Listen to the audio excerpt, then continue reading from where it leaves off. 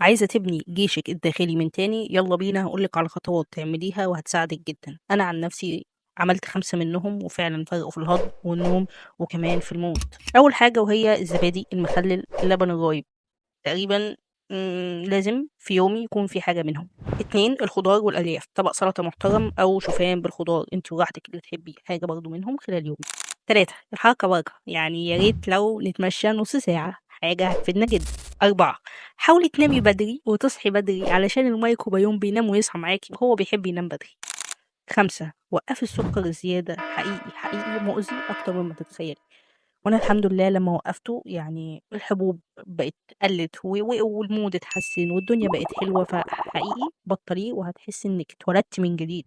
مش لازم تعملي كل حاجة مرّة واحدة، بس الخطوة الصغيرة اللي أنتِ هتاخديها النهارده هتسهِّل عليكِ بُكرة جدًا. فابدئي من أول دلوقتي، واعملي save للفيديو ده عشان أكيد فادِك ومفيد ليكِ، وشيريه لغيرِك علشان أكيد هيفيدهم، وقولي لي هتبدئي بأنهي خطوة النهارده وعيشيها بصحة.